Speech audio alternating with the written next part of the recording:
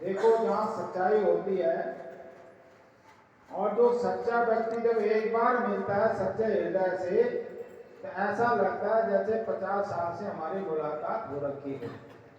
कि जब कोई जहाँ पे ओरिजिनल भागवत होती है वहां पे आने के बाद ऐसा लगता है हम पहले क्यों नहीं आए।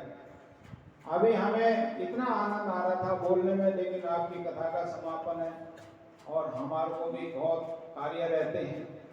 तो कहने का मतलब है कि सच्चाई में ताकत है। भाव भक्ति जीवो सेवा, परमात्मा की भक्ति करना और जीवों की सेवा करना।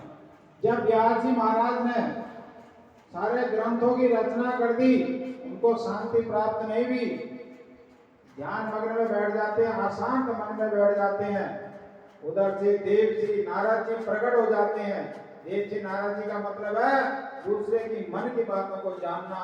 अगर नारद जी नहीं होते तो किसी भी राक्षस का विनाश नहीं होता है। नारद कौन है? भगवान के मन है, नारायण के श्वास है, मन है।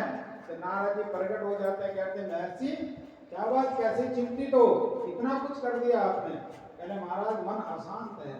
जब उन्होंने बोला कि भगवान के लीलाओं का वर्णन आपने किया नहीं, भक्ति का आपने किया ही नहीं।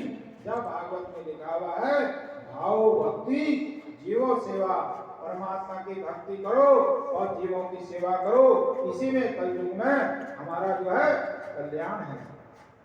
बिना भक्ति के शक्ति कभी नहीं हो सकती।